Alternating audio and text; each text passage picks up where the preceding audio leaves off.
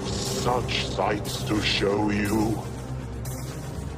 Never alone. Let's just be listening to you. Say no to drugs. You are all my children now.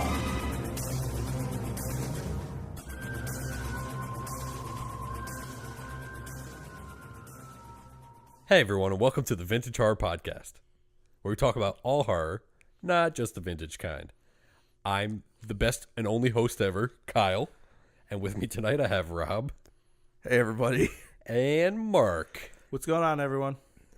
Tonight we'll be talking about Man's Best Friend from 1993, but first, let's crack a cold one open with the boys. What's up, Rob? How's it going, man? Crack a cold one open with us. So it's going pretty good. Busy week. Doing a lot of trying to get that under control. It's also been 2 weeks since we recorded, right? Yeah. Okay. I think. Yeah, has it been 2 weeks? Because I was on call last week. Yes. Really? Mm-hmm. So, 2 weeks. Didn't really do much. Played some Fortnite. Trying to get through that. Trying to get some of the challenges away for the Season 8 Battle Pass. Not doing too good so far. Right on. But mostly been relaxing. Trying to get some time to myself. Work's been crazy. So between playing video games and falling into a coma, not much else. Had some time to watch this gem of a movie this week. Looking forward to discussing it with you boys later. But I really like to hear from the loudest man in the room. It's got to be Mark. Well, I'm the only man in the room, so Okay. I'm the man of the house. I'm the boy of the house. I'm the man of the house. So, crack a cold one, Mark. Since the last time we've been on, that was over 2 weeks ago, or 2 weeks was about Yeah. me and Kyle. We went to Monster Mania, but we can get into that a little later after my little spiel. Well, you can talk about it now. Yeah. All right, so we went to Monster Mania, me and Kyle, 2 weeks ago. Met Nev Campbell. I don't even remember who else I met off the top of my head. Robin. Didn't you guys meet Christina Ricci? No, well, I didn't. I I did. looked at her and she looked like a boy. So Okay, don't disrespect her. no, I'm just please. kidding. She's cool. You met Robin? Robin Tooney. I feel like I met someone else and I can't remember who. I don't think so. I'm pretty sure that was it. I don't know. I don't remember. Did you meet that girl from the Craft? He did. That's what we're talking about. No, but he's probably talking about Fritz Balk. Yeah. No, Oh, I didn't yeah. meet her. No. I feel like I met someone else, but I don't remember. I don't think I did. You're right. No, you didn't. Because we waited when we first got there. We waited for Nev Campbell right away. And then after that, we went straight to Robin. And then after that, we went to Christina Ricci, which good thing we waited because she didn't get there till like 11, 12. 12? Yeah, we got there. Oh, yeah, we got into her line at 11. Yeah, it was like 10:58 or something like that. Yeah. So they open at 10. And But we had the pre-show pass, which I suggest for anyone ever going to Monster Mania. It's $5 extra, and it's worth it. do not give that secret out. Well, I'm sure everyone knows. And then we about it. went to Christina Ricci's line. But honestly, since then, I don't know, I kind of missed recording. You know? I guess. Yeah, like I thought about it like earlier this week, and I'm like, wow, we haven't recorded in a while, so it's like weird. I feel like I'm going to get rusty. Yeah, I know. Yeah. I think I'm actually going to go this time. Okay. When? August? Yeah. When's the other one? The one October. in Maryland? I think it's the end of September, early October. Because we got Clive Barker going and Doug Bradley now, right? Mm-hmm. Yeah, but what about everyone else?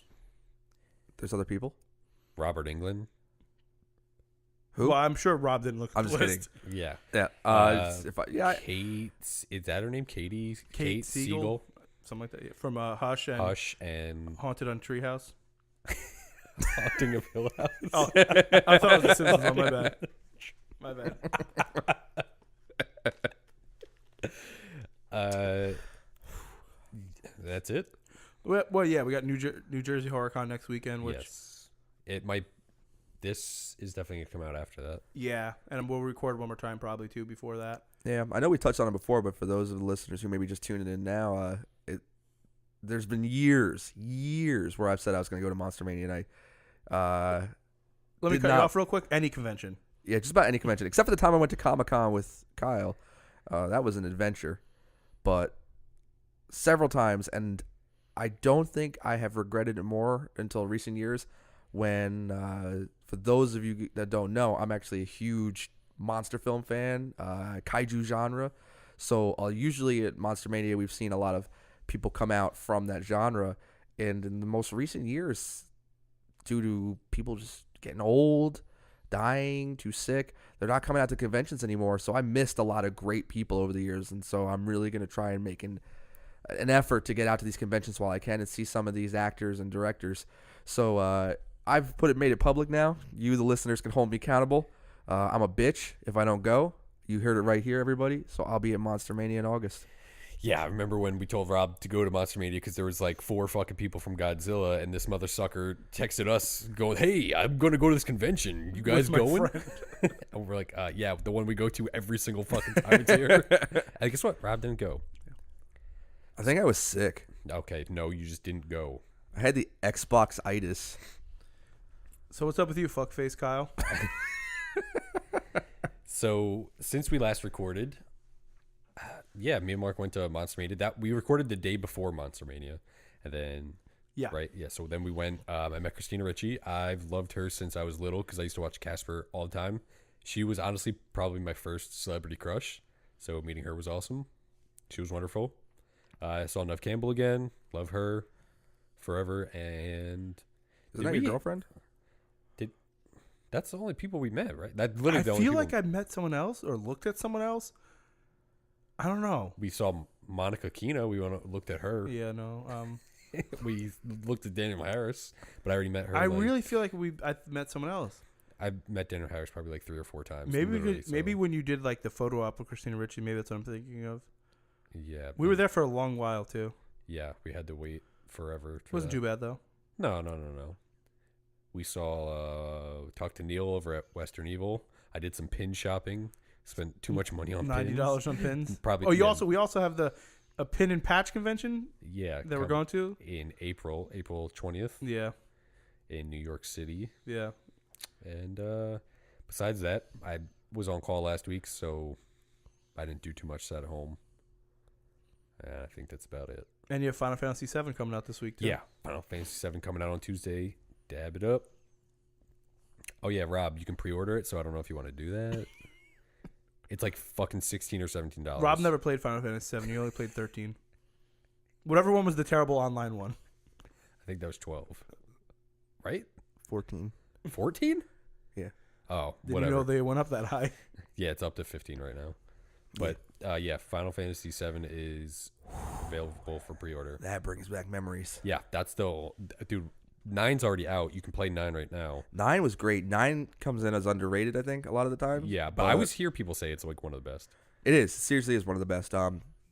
7, man. That's memories right there. Oh, yeah, that's in my top 3 favorite games ever. So pretty sure growing up, being a mega nerd, Sephiroth was on 90% of my everything. Yeah. Like his screen name. Gamer tag. Pretty sure my MySpace was like Sephiroth. MySpace. Yeah. Well, he just said MySpace, so yeah. I'm saying, like, all that stuff, he always had Sephiroth as his name. I don't know what that is. It's a character from like Final my Fantasy VII. MySpace, I think when you I logged... beat Final Fantasy VII. I don't remember anyone's name. He's the main villain. Other than Cloud. Is Cloud in that one? Yeah, Cloud. Yeah, That's Cloud's- the only one I remember. Cloud's But I in that also one. beat it in like 1995. It's kind of staring you right in the face there. For the listeners who can't see, I have the nice statuettes of Cloud and Sephiroth in my living room. Never heard of it. Kyle actually gave me the white and black materia from that game, replica gems. Which I think are just marbles that I bought on eBay. That was one of the first purchases I ever made when I got a debit card. And they're just oversized marbles. Oh I my spent God. way too much on those. But for real, I'm pretty sure if you logged onto my MySpace back in the day, when you could still like do the customization background stuff, it was like Sephiroth's face for my profile picture, and then when you logged onto it, it was him at Nibelheim in the flames, and just like the 8-bit version of One Winged Angel.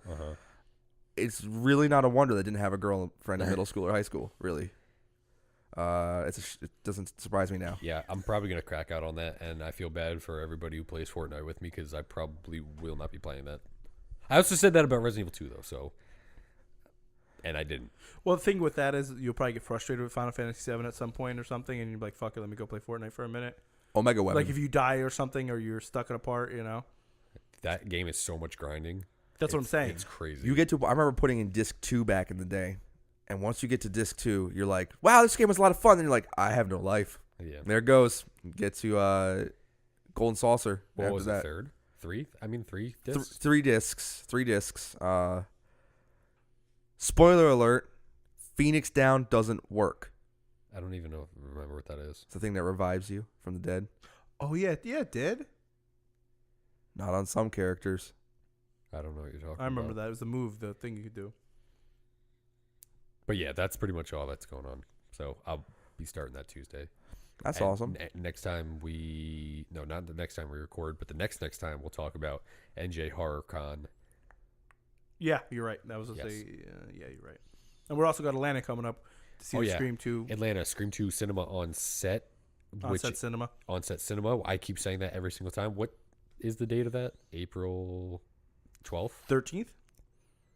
April 13th, yeah. We're going April 12th. We have to fly in the day before, obviously. Yes. So we're going the 12th to the 14th. Yeah, if anybody's there, shout us out. I'm sure Cavity Colors will be there too, because They said they're not.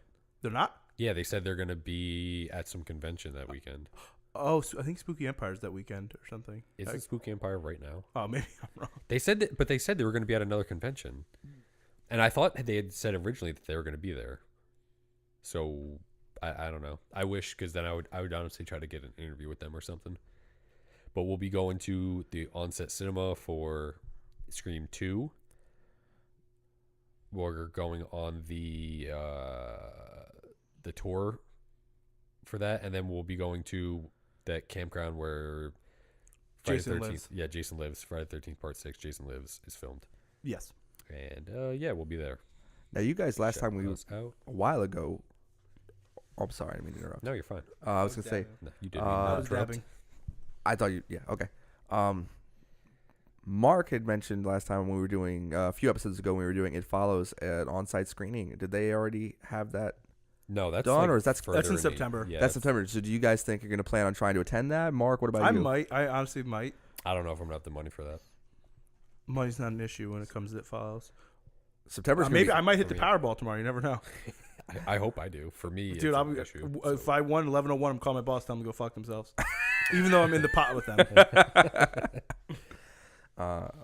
man. They also announced another one that I want to go do.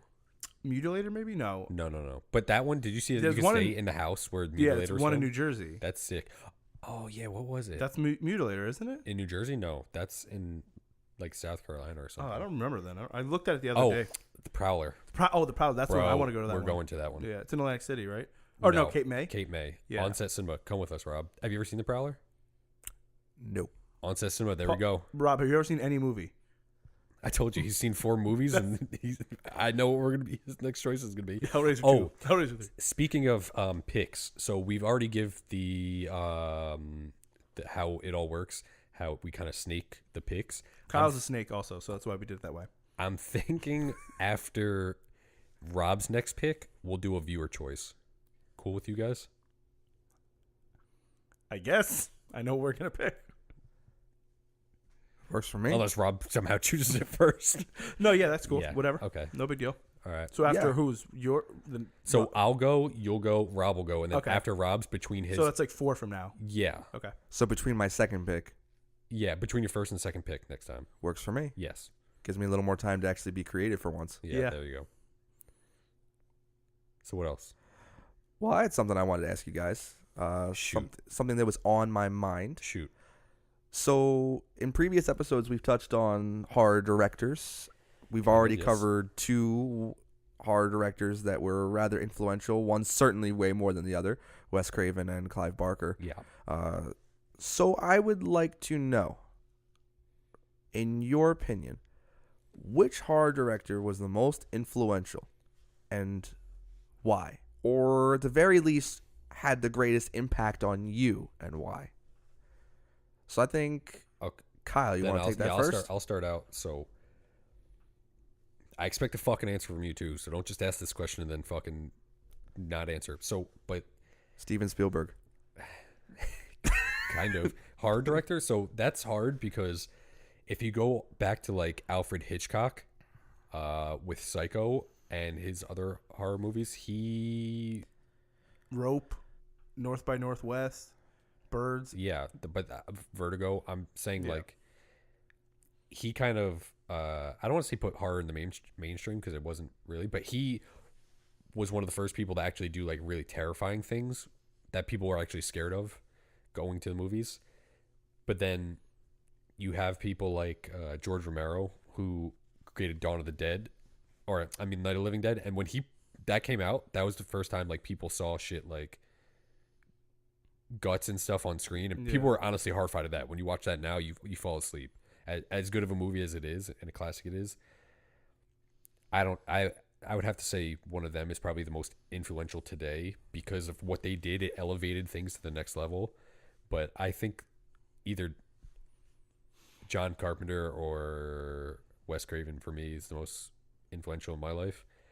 As I don't want to spoil too much, but I love Wes Craven movies.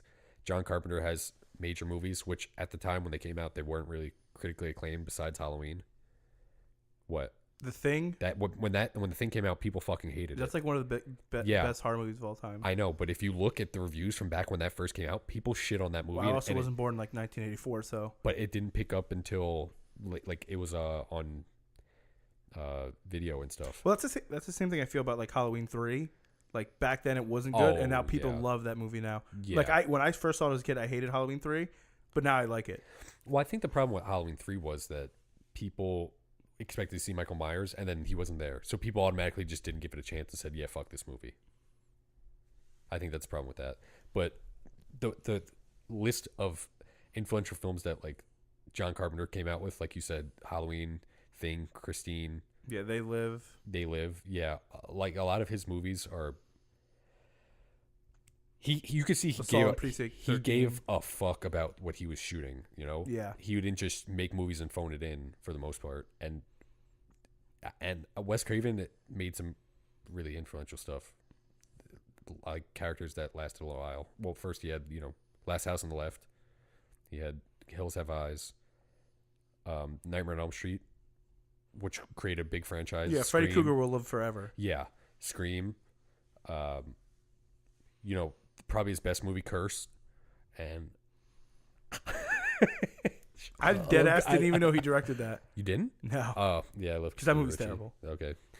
But I don't know. What I don't know. What do you think? Well, I honestly, I feel like I would just be repeating what you're saying. Yeah. Like, my movie that got me into horror was obviously Halloween 2. But that's not by John Carpenter. That's by, like, Rick Rosenthal. I don't remember the guy's name. Rick Rosenthal, maybe? I don't know. I could be completely wrong. Something Rick. So, like, Wes Craven definitely. Scream is one of my favorite horror movies of all time. Like, Nightmare on Elm Street. Like, I feel like I would just be regurgitating what you're saying, basically. Yeah. So maybe Rob has a different opinion than I do. But you also like the original Texas Chainsaw Massacre, yeah? Yeah, I love the original. The one from 2003. Yeah.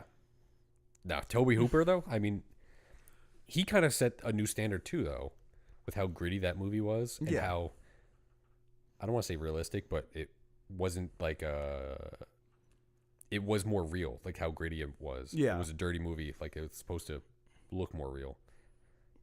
I don't know. It's hard to say who's the most influential. I would have to say George Romero, though, or Alfred Hitchcock, honestly. Yeah, Alfred Hitchcock. I love Rope. That's one of my favorite. My favorite of his movies. But since also, now I'm drawing a blank. What movie it is too, from him that I love. Oh my god.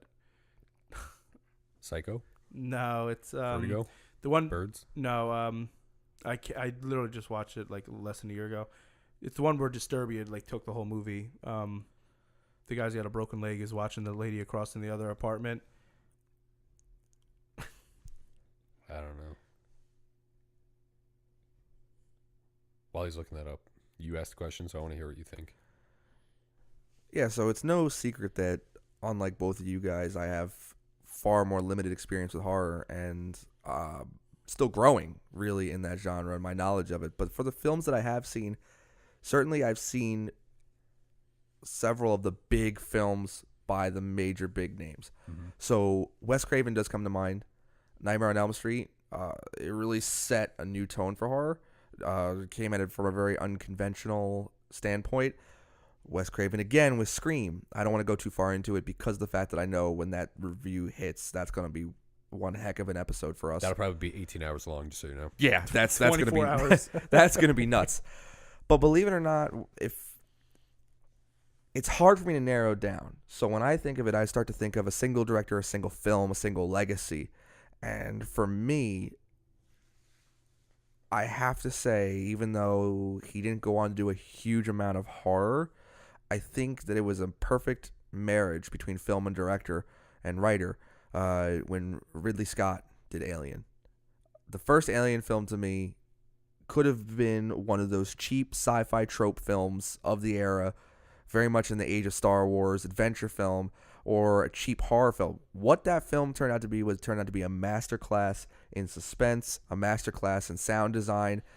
It was, to me, it set a new tone for what horror could be, and revived the idea that sci-fi movies didn't have to be campy hero journeys. They could be very scary.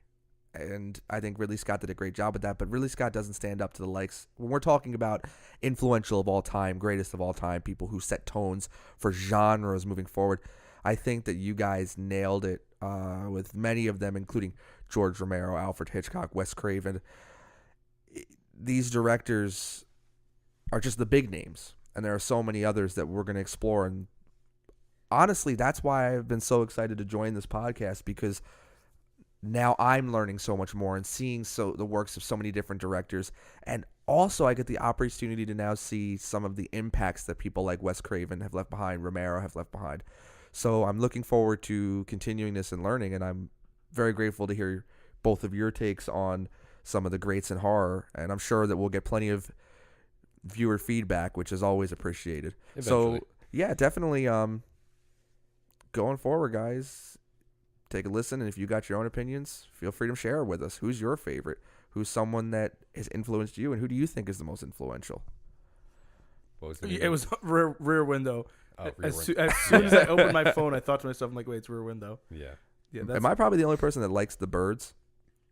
what do you mean I like the birds? Okay, but seriously, when I talk to people sometimes, I'm like, yo, I like The Birds by Alfred Hitchcock. They're like, that movie's dumb. And I was like, you need to not talk to me. Well, that's because it's old. I mean, also, he was like a piece But of once shit, again, too. like, we're No, dead ass is what Yeah. Alfred Hitchcock, suspense all the way. Oh, well, another really influential director, I would say Steven Spielberg. Yeah. Give me that face all you want. How about No, I'm fucking how with about you. Jaws, honestly. yeah. Close Jaws Encounters was of the Third first. Kind. Jaws was like the first blockbuster horror movie. You know what I'm saying? Like, I think honestly that could be the most grossing horror movie with inflammation. Was that what it? Not inflammation. When money Inflation? is inflation. Oh my God, Jesus Christ! I'm thinking Yeah. of like that is. I think Jaws is made the most money for a horror movie of all time. yeah, That was early for Spielberg, too. That I think was his first Was movie, possibly- wasn't it? Gosh, yeah, that movie. I want to say that was his first movie.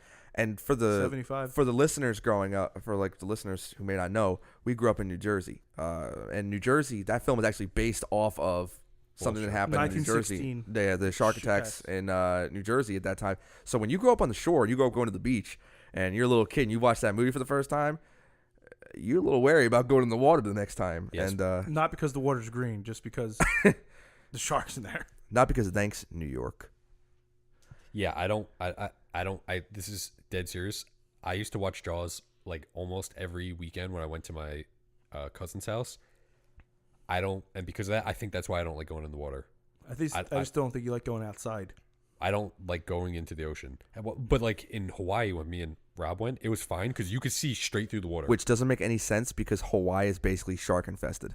Yeah, like the only thing that really bothered me was when we were like, "Hey, you know that Soul At least you Surfer could girl? Yeah, it happened like right over there." And I said, "Great, why am I?" I'm in this pretty water sure right you now?" were in the water when Yeah, that it was. That's happened. what I'm saying. I'm like, "Why am I in here?" Was it What- who pointed that out? Was that my cousin that pointed that out? Or was You this- did, asshole. Was it me? Oh yeah. Play Whoops. nice. At least in Hawaii, you can see what's gonna kill you. Yeah, I guess. Yeah, you get spoiled with that stuff. But do you guys have anything else to contribute on that front? Not really. No. I just think I need to get educated. Yeah, oh yeah, You definitely. get Like as educated. big of a horror fan I am, I still need to be educated and watch more stuff. I think it's impossible to see every horror movie ever. Yeah. Also, I just watched Horror Noir on Shudder, which Oh, I yes. recommend everyone watching about black horror and stuff like that. It's so good. Yeah. It opened my eyes to like something I never really paid attention to or even knew. I know you used to say that like Shudder got bad reviews because it would lag or something like that. Yeah, I watched that and I could tell like when I looked at how much time was in the movie, like my thing was right to the loading screen. Like I was So it's always buffering. no, it was like about to buffer, but it never did. Yeah. So it was fine when I watched it, but like I read on like Facebook and Twitter saying like, yeah, it's really cheap, but it loads slow and sometimes they just like the website crashes. But I had no problem with it. If you're a horror fan, it's $5 a month. Yeah. So Maybe I'll do that then. there's a lot of good movies on there and shows. I think they have podcasts on there too, which is wild. I think I did see that. Yo, maybe we could just like split the cost. Maybe me and you could split it. I'll just PayPal you money every month. That's or- fine. I'll give you my account. That's fine. Because there's definitely some movies on there I want to watch again Yeah. and new movies I want to watch. Yeah. And I don't think that just because you proclaim yourself to be a horror fan, whether it's us or anybody else, that you need to know every single thing about horror. I just want to put that out there. Oh no, for sure. Couldn't agree For more. sure. But Rob's gonna learn some things. Hopefully. You're gonna learn today. Yeah. All right, so then let's move on to the main event. Ding ding. Man's Best Friend, 1993. It had a 5.1 out of 10 on IMDb. And I it's think, right. I think on Rotten Tomatoes it has 17% or 7%. Yeah, I don't. The thing is, I also don't like Rotten Tomatoes because I don't understand their scores. I feel like IMDb is so much closer to what stuff actually is. Yeah. It's rated R, which I can understand, but at the same time, I didn't even know it was rated R. Honestly, I Yeah, thought it was rated PG-13. PG-13, right? Yeah, that blew my mind when I saw that. It had a budget of $6 million and it only grossed $12.9 million. But that was in America. That wasn't like everywhere. Right, yeah, so that was US, but it doubled its money, which isn't exactly a good thing when you spend $6 million and you're only making back 12.9. I would take that any day. No, yeah, me too, but I think that's why there's no sequel to this. Maybe they'll remake it one day Maybe. or reimagining I or something, highly doubt that. or a though. sequel. But we'll just get into like the cast and stuff. It's directed by John Lafia. Yeah, he wrote Child's Play 1 and directed Child's Play 2. Yep, and he also wrote 2 episodes of Freddy's Nightmares. I think, or directed them. No, He directed them. He yeah. directed those, Yeah. but he did write for Child's Play and directed Child's Play 2. We also have Ali Sheedy, who probably definitely know from The Breakfast Club, Short Circuit. Home Alone 2. She's in X-Men Apocalypse. I've never seen it, but apparently she's like She's a cameo or She something is? like that. Yeah, she's Scott's teacher. Oh. Yeah, I think it's more like a cameo kind of thing. Yeah. Wow. That's the same thing in Home Alone. I think she's a cameo too. Yeah. Yeah. She's not like something big. Yeah, in that. she's big in like Short Circuit. Yeah. I don't know if you've ever seen those, Short Circuit 1 and 2. Nope. It's a shame after the Breakfast Club, her career never really launched. Yeah, which is weird because almost everyone else's did. Yeah, they really did. Like, who's else? It's Molly Ringwald and Anthony- I mean, she's not so big anymore. Amelia Estevez. I think I like Emilio! I think I like Molly Ringwald the best, probably, and Not Another Teen Movie. You're so fucking stupid. Wasn't she in like that movie, like 45 Candles or something? I don't know. What? 16 Candles? Something like that. Can't count. So we also have Lance Henriksen. That's my fucking guy. Right? He is what? Why? Are you Mark, laughing? why don't you tell No. Mark, why don't you tell them what you told me No, in the car today No. about Lance no, Henriksen? No, deadass. His name is Dr. Jarrett. Yeah, I thought they were calling him Jerry the whole movie. Jerry. Yeah, in my like review I have written down, I have him as Jerry. Oh my. Dr. fucking- Jerry. And I just looked at my like cast info and it says Jerry. Because Mark has some opinions on Lance Henriksen. Well, let's hear him. No, I'm just saying I don't think he was a good actor. I don't think he's a good actor. Yeah, that I He's wish. like a big. I feel like he's one of the most underrated people in horror Thank you. because he's. I don't know what else he's in. So He's in Aliens. Yes, He's in The Omen 2, yes, Damien. The Terminator, Yes, Piranha 2, yes, Great movie. Nightmares, Near Dark, Pumpkinhead, Never heard of her. Okay, you better respect Ed Harley right now. That's the last time I'm ever wanting Ed Harley. Ed Harley. He's in Alien 3. He is. How the fuck don't you like him? No. I'm saying in this movie, I don't think he did a good job. He's in Scream 3. I don't even remember him in Scream 3. He's the casting guy. He's like the director I guy don't in it. remember. Oh yeah. Oh my god. Yeah. I just realized that. Oh my god. I don't remember. No, but I'm saying in this movie, I don't think he did a job. The Invitation, Alien vs Predator, Hellraiser Hellworld, which I know Rob's probably over there loving, but Close Encounters of the Third Kind, and Super Mario Bros. Which I didn't know. I haven't seen that movie in forever, honestly. That's a good movie. Better respect John Leguizamo. Dude, that's my guy, John. He was in Point Pleasant once, and I missed him at the seafood festival. Was he really? Yeah, I was so mad I didn't go. And Robert Costanzo, who's in Total Recall, Die Hard 2, Pulp Fiction. Also, those cops that like him and the other dude are terrible actors too. Yes. Like You mean the awful. dog? Oh, the detectives. The two yeah. detectives, the worst actors. Yeah. J.D. Daniels, who was in The Mighty Ducks.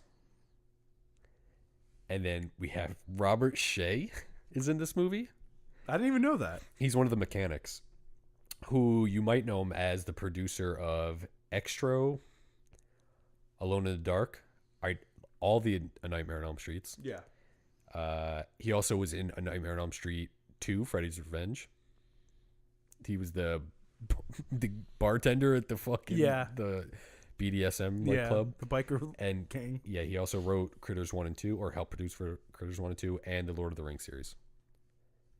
The original trilogy of it, not the Hobbit stuff. Never seen any of them. I don't like them. I haven't seen the Hobbit stuff, so. Better respect. And that's pretty much it for the cast, unless you guys have something else that I don't know about the cast. Nope. Yeah, it's not a very big cast, honestly, with well-known It's people. pretty much Lance Henriksen and some people. And Ali Sheedy. And Ali Sheedy. Yeah. Which at the time she was still probably a bigger name. Respect Ali Sheedy. Yeah. Yeah. Okay, so it starts out. Okay. So all of this movie, as I watch it, it's just straight nostalgia for me. So When's the last time you watched this film before? probably over 15 years ago, Here we go. I'm gonna have to say. But I the beginning shots of the credits. I love that. I like that too. It's With cool. all the paintings of Yeah, the old paintings. it's cool. Starts out with old paintings of stuff from back in time, and there's always a picture of a dog in the paintings doing something with humans. And it progressively gets more and more violent. Yes. Yeah. Yeah. Yeah. It's just old school horror, the way they did that, or old school filmmaking where it was stills in the beginning of the credit scenes. Yeah. You just don't see that too much anymore. So Well, they're also paintings. They don't move anyway. Funny guy. But Shitty so guy. it starts at a research facility. Judy, who's one of the, I guess, researchers or something like that, is there at the facility's called EMAX, and she's on the phone promising to Lori. Yeah, she's Lori on the and phone Annie, I with- think she's calling. Well, she's talking to just Lori at the time, and she's promising to sneak Lori in for $500. Is $500 worth your whole job? Well, when we get into the next scenes, I guess she really need to pay her. Yeah. But they didn't know that at the time. But then it goes to Judy, who's practicing Spanish in the Yeah. area with all the animals in cages, and she sees that one of the cages is empty. So she is taking a look. She's like, "Oh, what?" And then there's a low profile shot of something that runs up behind her, attacks her in the cage. And you Yeah, just she see got her ass beat. Yeah, she got her ass eaten. That's about it. She got beat from up. behind. Yeah, and there's blood just everywhere. All right, so I'll stop right here and I'll tell a little story, because I said I was going to tell a story on this podcast. Oh, that's So- right, you That was did. like 9 months ago. Yes. So when I was in daycare, they would allow us to bring in movies when we were little to watch. And my mom didn't know what Man's Best Friend was, because I just saw it at my uncle's house and I loved it right away. So my uncle recorded a copy of it for me from the VHS to VHS thing, and I brought it into daycare. My mom just dropped me off with the tape. She didn't know what the fuck Man's Best Friend was. She's like, "Oh, a movie about a dog, okay." And then within the first like 5 minutes when fucking Judy's like fucking dying and there's blood everywhere. That happened and they shut it off immediately. And they called my mom. They're like, "What?" And the owner and my mom were friends, so she like called her. She's like, "What the fuck is wrong with you?" And my mom's like, "What are you?" My mom's like, "What are you talking about?" And she's like, "Why would you drop Kyle for this movie?" She's like, "What? He likes the movie. I don't know." And she's like, "There's fucking blood like everywhere in the first 5 minutes. This girl's getting eaten." And my mom's like, "What? I don't know anything about it. He just saw it at his uncle's house. Said he loved it. And he wanted to show it to the whole daycare." So I think this might have been one of my introductions to Oh horror. my god, it's too funny. Yeah. Wow. So Wow. yeah, they never made it past this scene. Just letting you know that right now. That's what they give it though. They liked it so far Yeah. now. Yeah, I think so. 2 paws up. Oh my god. But after Judy gets her ass beat, it cuts to Lori and Annie in the car, like saying, "Oh my god, it's 9:00. Where is she? She said she'll be here at 8:30." Yeah, and they see that the security guard is helping unload a van or a truck Yeah. with some delivery guy. And did you catch this little dialogue between them? Yeah. Because I rewound it and turned up the volume because it's kind of low. But I don't know who's who. But one's like, "Did your wife fix me up with her sister yet, or what?" And the other guy goes, "On second thought, I don't think that's such a good idea. Found out she won't be turning 18 for another 8 months." Wait, oh yeah, And I then the heard first, something and then, about yeah, that. and then the first guy goes, "Dave, that's perfect, man." I didn't write that down, but I remember listening to that and said, I'm like thinking to myself, "What did I just hear?" Yeah. Oh my god, I love that. But so.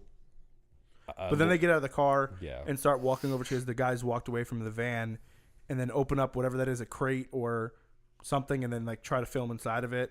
Yeah, But you don't really see what's in it, do you? It looks like a bunch of gore. You see like red. Yeah. I would So imagine you it's assume just like animal carcasses. right, or guts or something. Yeah. They go into the facility and they find the restricted area. But this is what I'm saying. Like, they literally just walked up in this joint, no problem. Yeah, but at the time they didn't know. They thought Yeah. they had to be snuck in, and it's a coincidence that somebody just happens. And to be then delivering also shit. too, the lady Annie that comes with her is the camera woman. Literally, this camera's about 9,000 pounds. Yeah. How they just walked in there easy breezy, no problem. Well, that's back in the day when Like- they had. Well, they still have big cameras, right? I know, but I'm saying like, it recorded on VHS. yeah, I know, but I'm saying, she's not huffing or puffing. She's just walking right by, no problem. Well, I gotta tell you, people back then probably a lot more fit than us. Yes, They actually did shit. yes, Yeah. yes. But Annie's recording like all the caged animals, and there's like monkeys and I don't know, some other animals in there. And then they find the special projects room where there's stuff like a tiger and a bear in a cage. Yeah, monkey. And they have like one. I think the monkey's like has Brain. its brains Yeah, open, but it's you can showing. tell it's look like a cap. Yeah. Yeah. It's terrible. It looks like something you would get at a boardwalk, and one, Yes. on one of like a dart game or something. But And then you see Dr. Jerry pull up. Dr. Right? Jarrett. Yeah. Dr. No. Jarrett is bringing more test subjects, and he has the security guard help him bring him in. Lori goes up to a cage, and she's kind of like, "Oh, what's under here?" And she pulls back the cloth or whatever, and it's a dog. Max is the dog's name. She opens up the cage and removes the electronic device to Max, and when they go to they hear the security guard or the security guard hears them, so he tries to come in, and Max bolts out of the cage and knocks over the security guard. But before this thing, this is my favorite thing. Yes. I don't know if you heard that. I'm sure you did. When they're recording the animals right before they get to Max, they're like, "These animals are endangered," and they're like, "Is this even legal?" No, it's not legal. Like, what the fuck? Well, yeah, that's why it's the special. But I'm saying, project you've seen room, a yeah. tiger in a cage. Like, is this legal? Like, the Well- fuck would you even ask yourself that for? Did you know that there's more tigers in people's private collections in Texas than there is in the wild in the rest of the world? Yes, yeah. Yep. How fucking crazy is And that? just for Tigers- the record, tigers are my favorite animal. So there's only like 3,000 or something left in the entire wild. yeah. Like, that's insane. But on a separate note for this, I was a little surprised when they rolled back because like the dog was covered, Right. and when they rolled back the cover, I was expecting to see like your stereotypical like Rottweiler, German Shepherd, like your Doberman, like something it's a Tibetan Mastiff, and Oh, is that what he is? yeah, it's a Yeah, it's a Tibetan Mastiff. Tibetan Mastiff. So I mean, I thought it was a Rottweiler. Too. Yeah, me too. It I- looked like a No, Rottweiler. I did like by the cover of the movie. I thought it was a Rottweiler. that's but what I said. The way the cover looks, it looks Yeah. like a Rottweiler. So I'm a dog guy. I've had like 7 dogs in my lifetime. So the Mastiffs I love. They're massive dogs. But like when I think of the Tibetan Mastiff, I don't necessarily think of a vicious animal. But I guess it's the same thing with Cujo and the being a.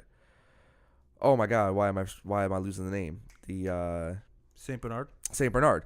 I don't think of Saint Bernards as vicious animals. I don't. They're just big. Now I don't have to see it. Thanks for ruining the movie. Thanks. Spoiler alert. But I don't see as Tibetan Mastiffs. I've never seen them as like in that kind of state. So when we do see it in the movie, it kind of catches me off guard. I'm like, I guess that's why it's effective. Like it's not your stereotypical. Plus, it's a big animal. Yeah, I think that's that's a why they big chose dog. it, honestly, because if there was like a fucking Chihuahua, you'd be like, this is never happening. Don't disrespect Taco Bell. Well, I think that dog's been dead for a long time, but So Pet Cemetery. we're bringing him back. But so after like Max runs out and then hits those barrels on the security guard, does he die? Is he dead? no. That's I don't what think so. I don't know. Yeah, I think he's got at least he got I don't. spared. I don't consider him dead. Oh, I thought he was dead. No, Dude, I wrote it down. it was dead. like empty blue barrels that knocked him over Oh. down the stairs. Yeah. Oh, he's just sleeping. And then Laurie and Annie are running, and when the elevator or a door opens, it's Dr. Jarrett standing there. So they're like, I almost said Dr. Jerry again. Oh my god. Oh my goodness, hold on. I forgot something. There was a Yes. line in that when the security guards were carrying the animals. Yeah. There was a line in there that I really loved. Like the monkey's like screeching, and the security guard looks at him. He's like, hey, it's not my fault. I'm here. And he goes, I bet you were a lawyer in another life. Yeah, And I just yeah. I was cracking up a little bit. Lawyers Yeah. are cool though. Please don't sue us.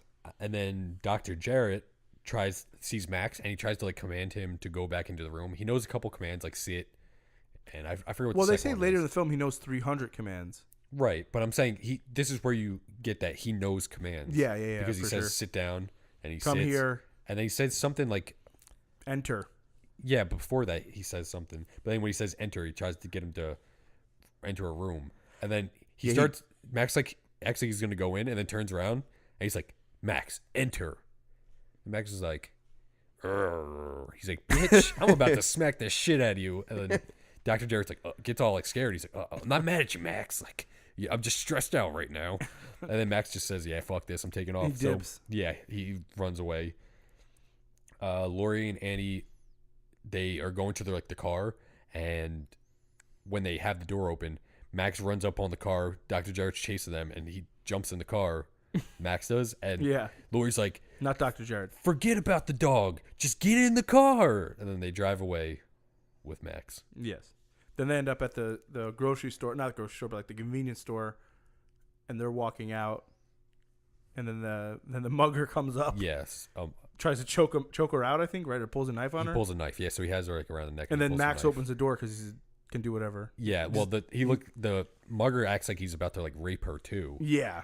and Max is watching, and he like looks at the mugger looks at Max, and he's like, "Oh, you want to watch or something like that?" So Max is like, "Oh, Fucking weird. motherfucker, we're about to throw down." So, he opens up the door, and as soon as the mugger sees, Max telling him to square up, he's like, "No, fuck this." So he just takes the purse and runs off, and Max follows.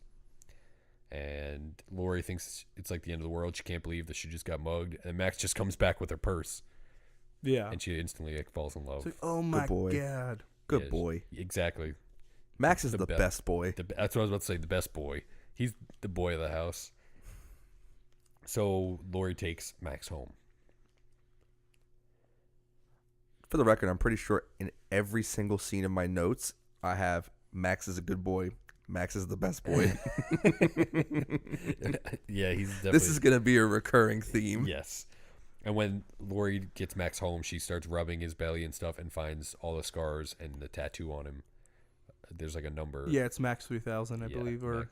Yes. yeah, Max 3000. Perry, who is Laurie's husband, right? Boyfriend, I think. Oh, boyfriend? Yes, you might be right. Comes home while Laurie's in the shower, and Max is in the bathroom with Laurie. Max gives her the towel. Yes, Max gives her a towel. What's weird is she's surprised that Max is in there and hands her the towel. And she's like, oh, turn away. Like, don't look. And he, like, turns his head. I love this dog. He's so fucking adorable. But when Perry is like, Laurie, like, I'm home, the door to the bathroom's closed. So Max went in the door, closed it. She didn't hear, and then he handed her a towel and surprised her. Yes. Oh, okay. Just clear that up. That dog can open doors. Yeah, I know he can open doors, but he also shut the door. Yeah, because he doesn't want the guy to get in there. Yes. Max bugs out though once Perry tries like coming in. Yeah. He's like, And nah, Perry's a fuck. little bitch. Yeah, and Perry's like is a little bitch and starts screaming like a fucking little girl. No offense to little girls out there, but Perry's one of them. Perry's like, okay, fine, we can like keep the dog, but it has to stay outside. And Lori's kind of like, fine.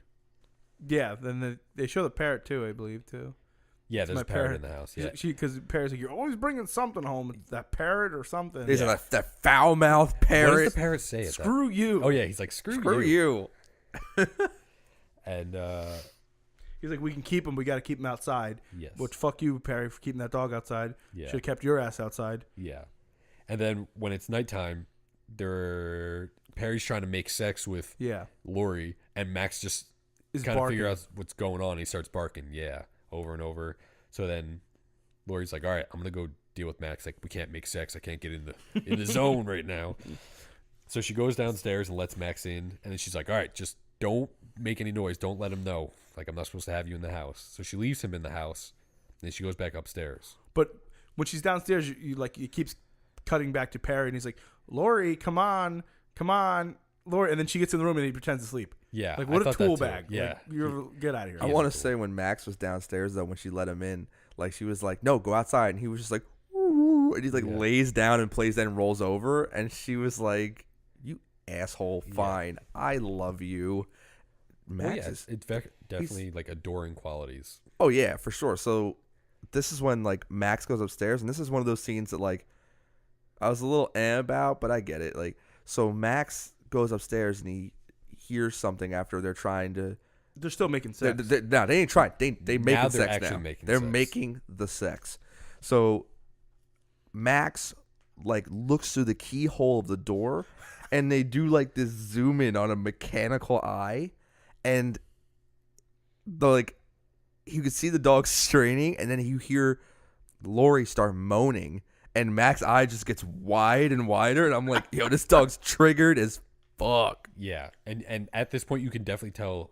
I mean, you knew there was something going on at the research facility with Max, but when his eye starts kind of zooming in and refocusing through the keyhole, you know there's something It's the abnormal. Terminator. Yeah, Dun, dun, it's dun, almost like dun, he's dun. a Terminator, but it's something abnormal about this Yeah. dog. So Max breaks the door down. No, What do you mean? he no? starts barking. Yeah, he and barks. then Perry's freaking out and like, "Oh, you let the dog in the house?" And then she goes to open the door to be like, "Max, stop barking!" And he plows through. Like, as soon as she opens it, he like comes in and starts trying to fucking eat Perry, and she has Yeah. to hold him back. I gotta say though, for this whole scene at the house, like my notes are pretty good, but this is how I decided. This is how I broke this down. Found scars on dog. Max is good boy. Perry sucks. I hope he gets eaten. Perry I trying. have that written down too. Perry trying to make sex. Max makes revenge. Max is the good boy. Yeah, and when Max Movie tries over. to attack Perry at this point, Perry's screaming like a little bitch Yeah, I hate that. over guy. and over and over. Just get him out, get him out. Yo, he's sort of cowered in the Yeah, corner. he's in the corner cowering with his fucking pillow over his soft dick now. So after that, then it cuts to the police station, and Dr. Jarrett Yes. is there saying, like, trying to get his dog back and saying, oh, once the drug wears off, he's gonna be a psycho or something like that, right? He's gonna have a psychotic breakdown. Yeah. And he is It's not gonna be good. He's a fucking mad guy. Yeah. Like overly well, I mean I get it, but he is very fucking mad. So it's then the morning. Well, that might actually be in the morning, but it shows a paper boy throwing papers to the houses, and the paper boy throws a paper and it hits Max, and Max does not appreciate this at all. And Max jumps over the fence, and then as the paper boy is like riding up to a house, Max like pops out behind like a tree or garbage or something like that, and Right. the paperboy falls off his bike, and Max like looks like he's about to fucking eat him and bites the paperboy's tire, but then Lori calls him. Yeah. she calls him with food, so she puts out food for Max. He comes and starts eating. And that's when Rudy, who's a little boy who lives on the street, comes Literally over. just walks in the fucking house. Yeah, just comes over and takes out pizza from the refrigerator. They never establish who Rudy is compared to this. Yeah. To them, but like Perry and Lori don't have kids, and this He's the neighbor. kid who's probably like 10 years old, 11 years old or something, just walks into their house. This would never happen today. No. That kid would get shot. Well, not that, but like parents would be like, "You're gonna get molested" and shit like that. That I don't know. You could definitely tell this isn't a movie from nowadays. No. Because that shit would never happen. And Yeah. I feel like this isn't the only movie I've seen that kind of stuff in, but it's just very off-putting. I feel like he was shoehorned in this movie Yeah, I can see that. because they didn't establish like a relationship, how they know him, or why they just let him in the house. I Yeah, wonder, he walks in and he's like, "Oh, I want some food or something." Yeah. I wonder if he just wandered in on the set one day and they were like, "Yeah, we're gonna cast this kid." No, I don't think that's what it was, but He yeah, gets he's like, "What does she have? We have carrots or something like that?" Or yeah, and he's like, "Pizza. It's from a week ago." So I don't remember it even. he's like, like, "No." oh, it's just like at my house. Just like in my house. Like, Yeah. where is your house? And- And who are your parents? And then he's like, "Oh, can I take the dog?" She's like, "Okay, no problem." Who's gonna let I'm an 80-pound 10-year-old boy. Can I take the dog weighs- 150-pound Tibetan Mastiff out? dead ass? That dog weighs 95 pounds. I googled it. Yeah, That kid probably weighs 70 pounds. What the fuck?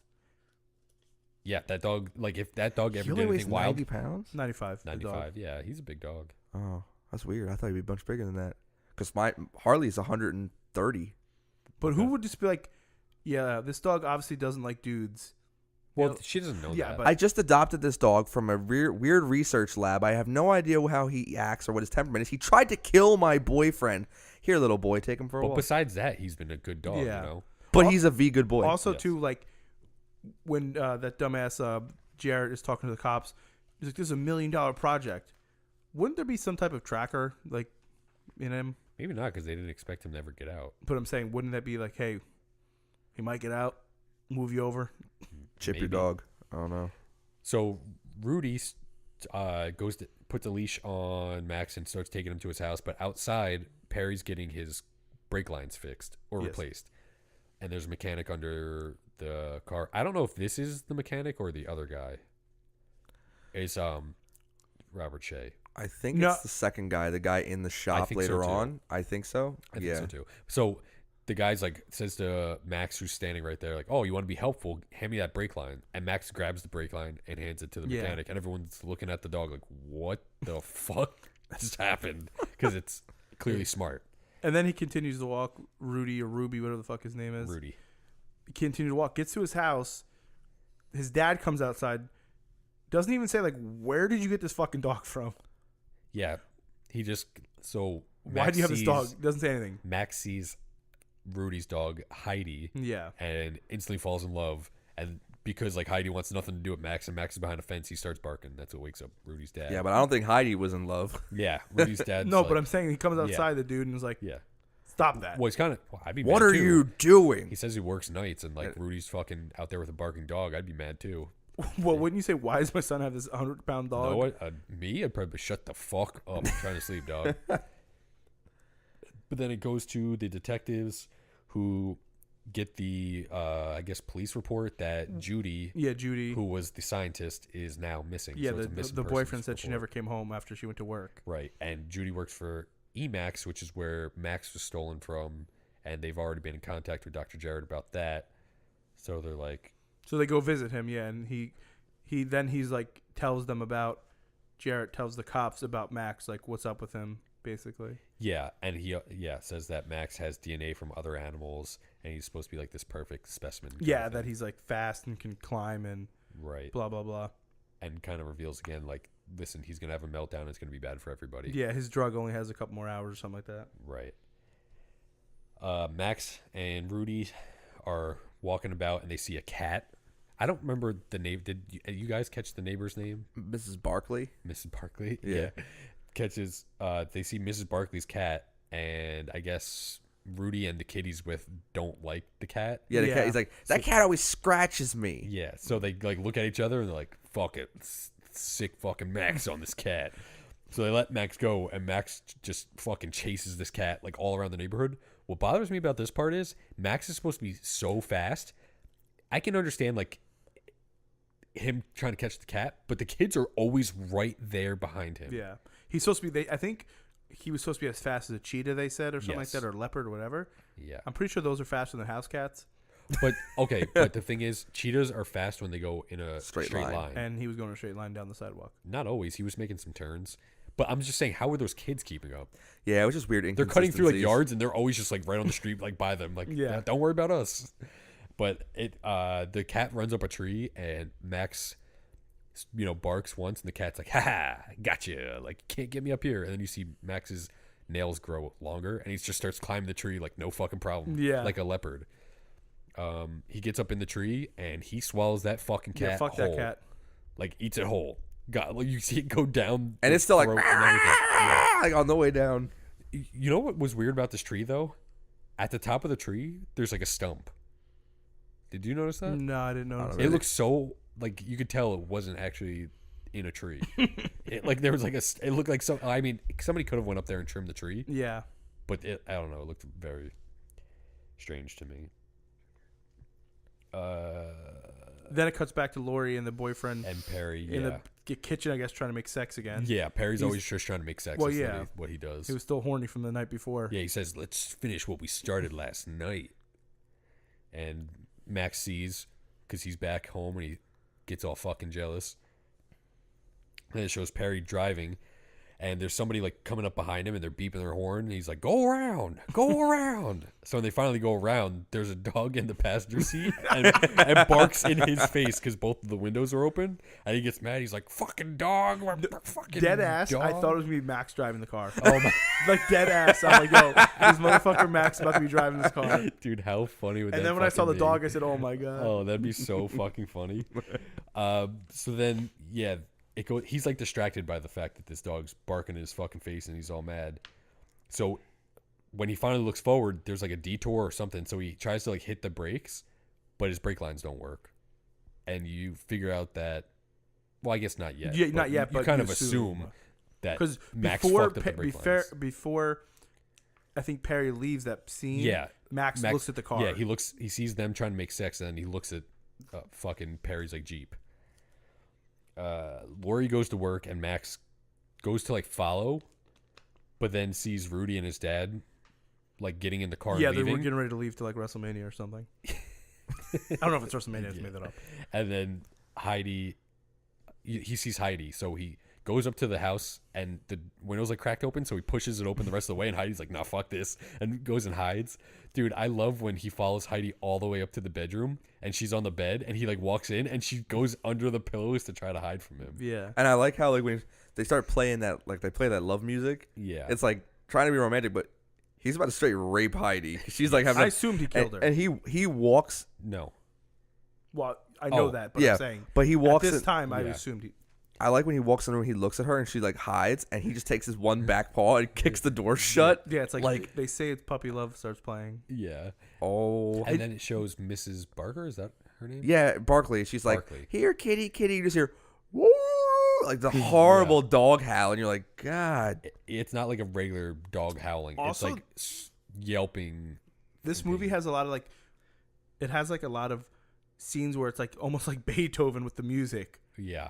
Like every time I was watching this, I feel like I was watching a Beethoven sequel. Yeah, I don't think this movie knows what it is sometimes with its music. Like I it'd think they be- do it on purpose. Like sometimes it'd be like doom doom doom doom doom doom, Yeah, doom, like a and then happy just like family all of a thing. sudden like dum. Yeah. So I was gonna talk a little bit later about it, but might as well fucking talk about it. well, now. no, I'm saying No, it's we part- might as well. it's- But I'm saying, like, so this is technically a horror movie. It's rated R, Right. but it's almost like a family film.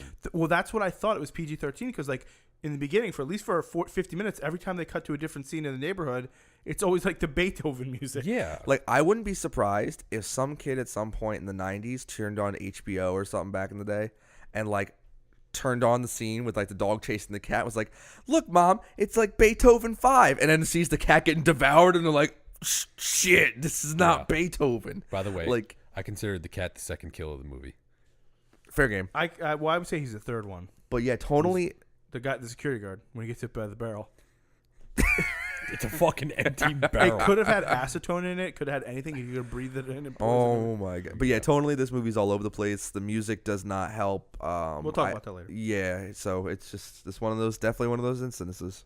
Yeah, and so like Rob said, the neighbor's looking for the cat, and that's when we hear Heidi howling. It cuts to the mechanic. Well, Perry at the mechanic shop. He's actually at a shop now, and the mechanic's saying how his brake lines were gnawed through, and Perry's Yeah. like, "How can that be? I just put them in. I literally just got them put on today." And he's like, "Well, I don't know. You can take a look for yourself." And Perry's like, "You're not gonna believe this, but I think my girlfriend's dog is trying to kill me." And the guy's like, "Yeah, okay." That's the yeah. funniest story I ever heard. Yeah, and I think that's Robert Shea. Yeah. And then it cuts back to Max, Yeah. like walking across the street, and he pisses on the, Fire hydrant. and it's like acid. Yeah, he pisses and it starts bubbling like it's acid. Yeah. So what DNA got him that? I have no idea. I don't even So you know. can see he's some kind of weapon. Yeah. Weapon. The detectives find the mugger. Well, But they show up to the scene and his dead body's behind like a dumpster. yeah. And by then the they call. store. Why would they call that guy Dr. Jared immediately? Like, okay, he must know about this. Because it looked like an animal attacked him. I know, but I'm saying, like immediately, like he's the guy there. I don't know. Doesn't Well, make sense. several times he told him like this dog's volatile and he's gonna start fucking killing. Yeah. So they're Yeah. like, "Fuck it, we need to call him." So that's the third kill. Fourth, if you count the fucking security guard that got hit by an empty barrel. Dead ass. He could have been killed by that. And Then it cuts back to yeah, when they go to Dr. Jarrett, he confirms that it was Max. yeah. He says like, "Yeah, it was definitely Max," and then he starts freaking out about how they need to do their fucking job and instead of because they're like, "Oh, we're gonna put a bullet in him when we see him." And he's like, Max deserves a medal," which he does. Yeah, He's so doing then a it- good job out there. So then it cuts to after that scene, you see Dr. Jared in the lab again, Yeah, and he's like talking on the computer. And it's like minimum time before max drug wears off, and it's expired. expired. And it's like maximum time. It's like 5 hours and 32 minutes or And something then- like Yeah, that. and it says the minimum time before Max destabilizes expired. By the way, its name is Friday, but it's really a fake fucking Siri, fucking fake ass bitch. Well, Siri came. So Siri stole from Friday. Yeah, did they really have to do that weird woman's face on Yeah, like, I don't know on about like the that. TV screen, like to make it Yeah. seem extra real? And I like how he says something, and like earlier in the film, and the cop's like, "Hey, voice command." I'm like, Yeah. okay. Dude, predicting the future out there. Max sees a mail carrier. I'll say mailman. Fuck it. I'm assuming his gender, but he sees a mailman Male people. who's delivering mail, and Max walks up to the house, and kind of like gives the mailman a look like, "Bro, we're about to have a showdown." He's the like, I haven't mailman's like, seen you yet. yeah. Mailman's like, "Oh, guess you're new to the neighborhood, huh?"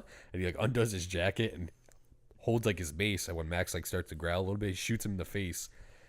He's like, "Ha, I gotcha." And then Max just literally shakes that shit off like, "Yeah, that didn't do anything." And the mailman's like, "Fuck me, I guess." So he starts running, and Max bites his fucking ankle as he's jumping over a fence. And then when the mailman's on the ground, because he fell over the fence, Max lunges on him and bites his throat. Kills him. Yeah, and Hits then him this real scene good. is played in Friday, the movie Friday. John Yes. Witherspoon's character is watching the scene. I've never noticed what it was, but he's like, "That's your ass, Mr. Postman." Yeah. And the reason that's so funny is because you've seen Friday. Yeah, Yes. yeah. In Friday, Craig's dad is a male or a dog catcher. Yep. Yeah. So like, that's why he's watching like this, and he's like, yeah, I just didn't even think that was a real movie. Every time I've ever seen Friday, yeah. What's funny is I every time I watch Friday, I know what that's from, but I forgot it was in Friday until you said something to me about it. yeah, I was, yeah. I Yeah. sent you the video of it. Yes. Dr. Jarrett's assistant finds the tape that Annie had dropped earlier when they were trying to run out of the facility. So he plays it, realizes who fucking Lori and Annie are. Yeah, so he goes like right to the news station, Yeah, like he shows up. KBBR. Yeah. Whatever it is. Shows up to the news station, and when he tries to ask for Lori, they're like, "Oh, she's not available." And he's like, "No, I like it's important. I need to talk to her." And they're like, Tell it's Jared. Yeah. And they kick him out, and the security guard's like, "Sir, you have to leave the premises," or something dumb like that. I think Lori, she realizes that Max is, or Dr. Jarrett's coming for her, right? Yeah, so like she gets tipped off that like, "Hey, Dr. Jarrett's here," blah blah blah, and so she then books at home, gets out of the studio because she's like, oh man. And she's like, I have to do something with Yeah. Max. And then Perry gets home, and then it cuts to Max under the porch, like burying the. And I think it's the neighbor's porch. It's not their porch. Oh, it's not. No, because But you and see find out Perry later. pull up. Yeah, but you find out later it's not their porch, it's the neighbor's. It's almost like a crawl space because Yeah. the house is like step up. Well, like a lot of old houses are like that, where it has that under the porch. Right. So I mean, pretty much, Max is like a regular John Wayne Gacy at this Yeah. point. He's just killing people, and burying them in the crawl space. Yeah. Yep. No problem. John Wayne Maxey. And then I don't know what the fuck that is. you go to the kitchen and you see Perry putting like rat poison or something in some food, and like, come on, Max, come and eat this. I know you want this. And he And- puts it outside in front of him. Yeah, and Max gets a good whiff of it, and he's like, "Bitch, I ain't stupid." And he starts growling. Nah, honey. Bam. He said, "Jerome's in the house. Watch your mouth." And he fucking tries to attack Perry. Perry gets attacked in this movie. Dude, that like, guy's such a bitch. yeah, 800 times. Dead ass. That guy's like a bitch. Yeah, and because he can't catch Perry, he's like, "Well, fuck it. I'm eating the next closest thing." And he fucking eats Smashes the the Yeah. parrot's cage. He fucking eats that bitch. and he also then takes the food to the toilet Yeah, and flushes it down the toilet. yeah. Brings the meat on the plate to the toilet. I like the little paw, like little flushing it paw down flush. everything. Like, dude, It was on a popsicle stick. yeah, dude, I love that. It's so cheesy, but so funny. Lori comes home and she picks up Max. Then the detectives are hanging out talking about how they want an award. They want to, I guess, put out. Well, a they're trying to warrant put like or- the whole puzzle together, and they're like, I think the dog killed Judy. That's what happened. Yeah, and that Dr. Jarrett knows. Yeah. But then they want a warrant to search the facility because they think that Dr. Jarrett's either covering it up or did something with the body. And then it goes back to Dr. Jarrett, who fucking has his tranquilizer gun, pistol, and he fucking shoots the security guard at the fucking news station. You know, when he shot him, I was thinking like, oh, he's gonna shoot him and he's gonna get dressed up in his security gear. He's I gonna thought like that too. put him in the van. I mean, I've seen this, but But like you did, what I like there was would've like this thought. whole. I was like, oh, here comes some secret operation stuff. He literally just like shoots him and takes his badge so he Yeah. can get in, and that's Yeah. it. Like no attempt at disguise, no nothing. And if you notice, he like takes the gun from the security guard and like throws it away, like 4 feet away. Why the fuck a security guard has a gun for a fucking TV station or a news station? I have no idea. What the fuck is he protecting with his life? What law enforcement would come there if Democracy. he shot somebody and say, "Yeah, good job"? He's protecting democracy. Dude, they have some good news stories, man. They got to cover everything. You ever seen Nightcrawler with Jake Gyllenhaal? Yes. It's a good movie. Where are we at? Oh, so he watches like the footage of what Lori recorded, Yeah. and then he Then like it cuts to Lori's in the house and she's like visibly upset, like putting Max in the car, saying, "We got to go somewhere. We got to give Yeah. you away." and Lori brings Max to Ray's used car parts, and it's like a salvage yard. Yeah. Like I think this, Avery Salvage Yard. yeah, this is what they renamed Salvage. Avery Salvage Yard. Yes. Shout out Avery Salvage Yard. Yeah. Free Stephen Avery. He's innocent. I don't care what anybody says. Free Brandon Dassey. Yeah, and Brendan Dassey. Unless they're free by the time this comes out, but I don't really know because I didn't finish Making a Murder season 2, but I'm working on it. So, and you know, what's his name? Ray. Ray's kind of like he tries to comfort Lori, like, oh yeah, he'll go to my ranch and he'll have a great time. He'll forget all about you after one weekend. Yeah, 15-acre ranch. You can run around and do whatever. Free Yeah. range chicken. So Lori leaves Max with Ray, and then The dog's barking. yeah, Max is Max barking. just keeps barking. So fucking Ray hits him with a shovel. And Yeah, knocks this him out. reminds me of Psycho, too. I think it is. I never saw Psycho 2. Yeah, But he the- even says like he like smacks him. He's even like, he's like, you could be the meanest junkyard dog, and I'm like, yeah, so he ain't no 15 Yeah. acres. He ain't going to Trader Joe's on the weekend. Well, that's why later on he says, like, haha, yeah, you like the what the fuck does he say he's gonna take him to? You just said it. The ranch? Yeah, Oh, he ranch. says like, you like your ranch, or like my ranch, or something like that, or he's like, you like the ranch. He says that later Yeah, on yeah. to Max. But Lori or Perry calls Lori or something like that. Also, real quick, I was Yeah. ready to fight the junkyard guy when I saw Oh, yeah, that. When he 100%. hit the Max with the Yeah. shovel, I said, "Nah, bro." Yeah, I got up and I started pacing Yeah. around my room. I saying hope this, he saying that. dies slowly. Yeah, he's straight up a piece of shit. But you can tell that by the way he's trying to like comfort Lori. You can tell he's a fucking liar. Yeah. Perry calls Lori and she says like, "Don't worry, I gave Max away." So Max wakes up and he starts barking at Ray, and Ray like is using a blowtorch on something. Yeah, he's trying to turn him into a hot. I'm gonna turn you into a hot dog or Yeah, something like and that. Ray like threatens Max, so Max is like, "Fucking do it, dog!" Like he's like not backing down, and then he gets free and attacks Ray, and he's like on top of Ray, and Ray reaches for the blowtorch and burns Max's face. So he like backs up a little bit, and Ray He thinks burns he's him real Yeah, good. and when Ray thinks he's all good, Max attacks again. Yeah, and gets fucking his kills dick that. bit. Yeah, kills that motherfucker. Fuck Ray. Fuck Ray. Fuck You heard it Ray. here first. You can at me. And then the cops go back to the lab in the next scene. Yeah, they go back to Emax, and the name of the research facility is Emax. I don't know if we said that. I think we Yeah. did. But then the But nothing assistant- really happens there. No, the assistant just says like, "Oh yeah, we're packing everything up because Dr. Jarrett told us to." Yeah. So they right away the detectives are like, "Shit, he's trying to like get the fuck out of here. We need to find him." I don't. The assistant doesn't say where he was going, right? I don't think so. But somehow they know exactly where he was going. Because Dr. Jarrett like surprises Annie at the news station, and then he like traps her in the room, and she's like, "It wasn't my idea. It was all Lori." And Max is at Lori's house or whatever. Yeah, he's walking down the street, and then Yeah. you see him walking down the street, and then before that, Perry's like, "I got you this little pup."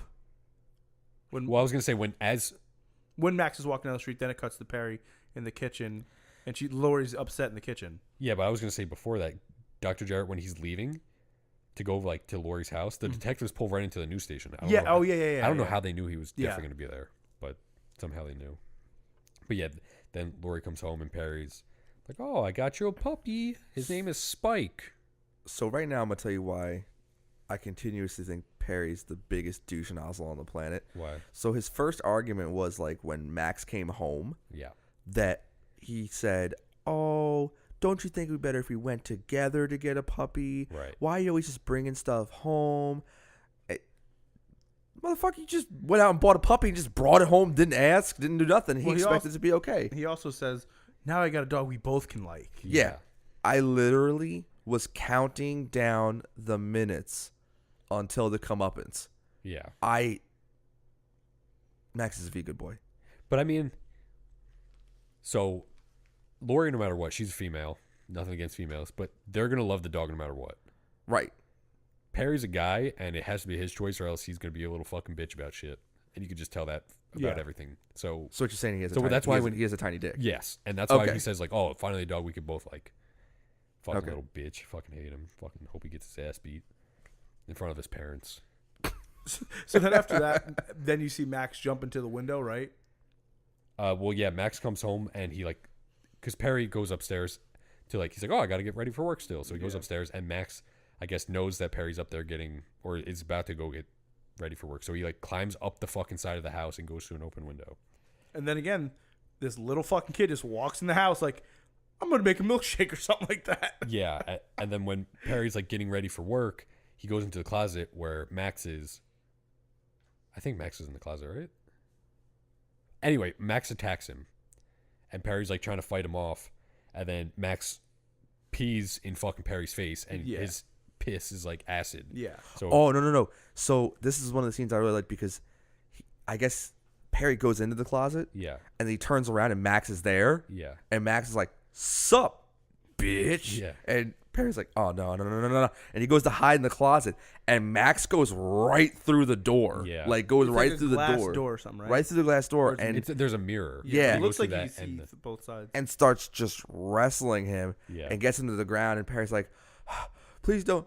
Yo, when he peed on his face, I had to avoid not slow clapping. That was a moment, man. Yeah, fuck Perry and his stupid face. I'm glad it got burned. I said it. Heard it here first. And as Perry's face is getting pissed on, real R. Kelly over there, fucking Dr. Jarrett is pulling up to the house, but then the police start fucking pulling up, so he's like, "Fuck, I gotta go." I wonder if they followed me here.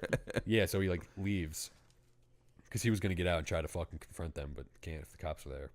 Then they hear Lori and Rudy hear Perry upstairs screaming, so they kind of like go to check it out. But then Max is at the top of the stairs and he sees Lori with Spike, and he's like, "You're a fucking traitor, dog. Like, I thought I was your fucking pet. You're my human, dog." Yeah. And then Rudy's like, "Don't worry, I'll defend you," and grabs like a baseball bat and tries to hit Max, and Max just bites that shit. He's like, "Yeah, not today, dog. Like, I'm the alpha."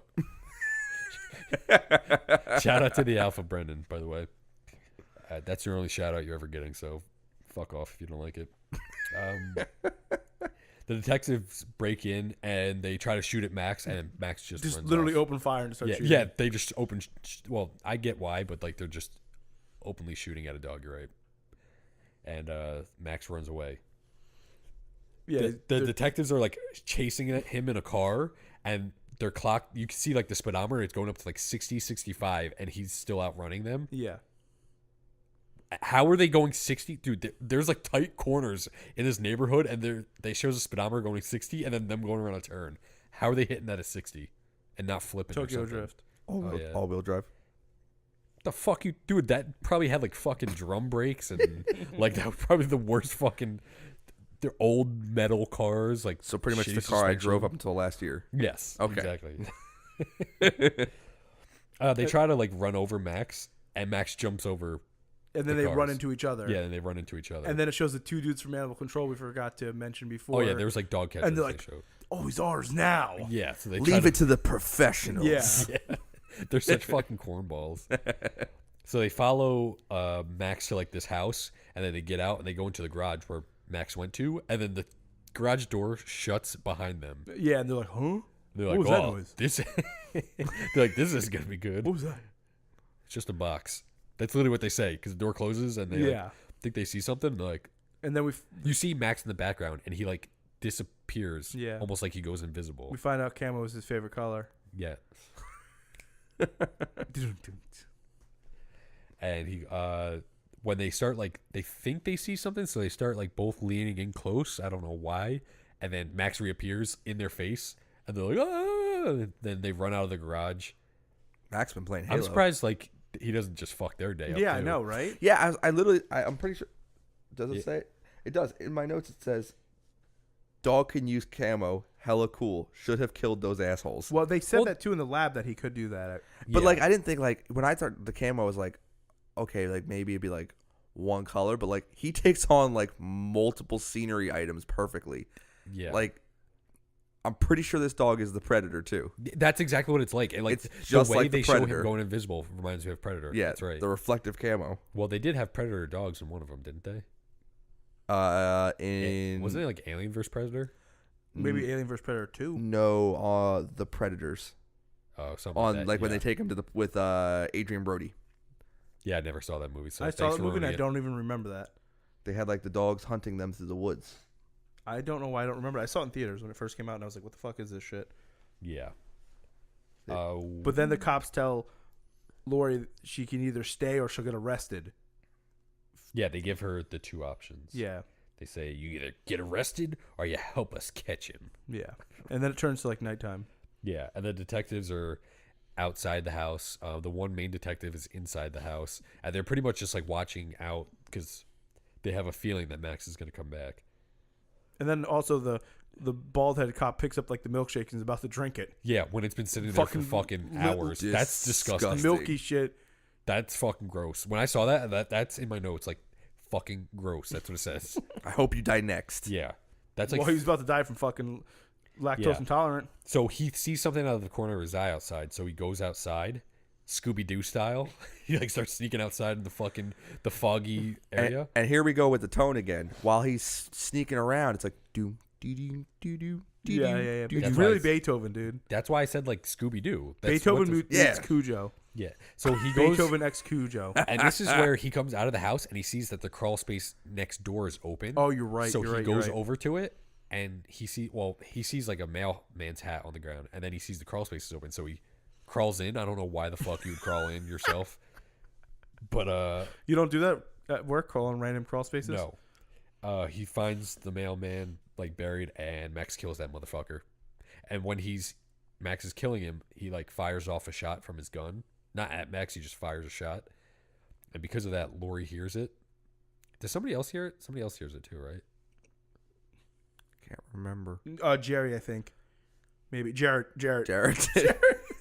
Dr. Jarrett. Dr. Jarrett. Where was he this whole time? Well, see, like, Oh, yeah, you're kind of like, right. He Yes. was like stalking, trying to find him. Yeah. So Lori hears it and she goes to get like the other detective who's out in the car outside. And when she Yeah. opens up the door, that detective's dead. Yeah. Very Halloween 2018. Yes, exactly, just like that. I think Halloween got ripped off by this movie. Yeah, it did. Because it's, yeah.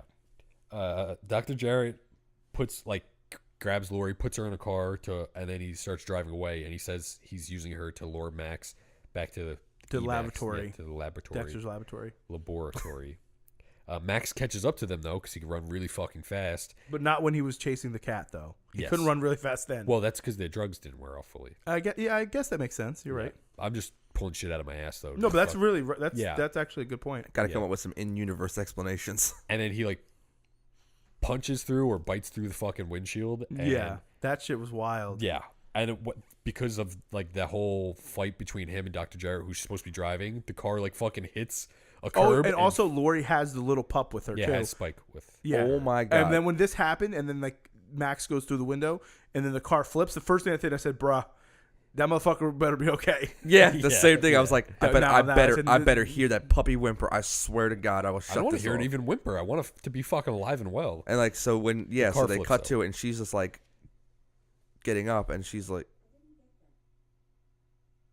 Alexa, fuck off. Fuck you, Alexa.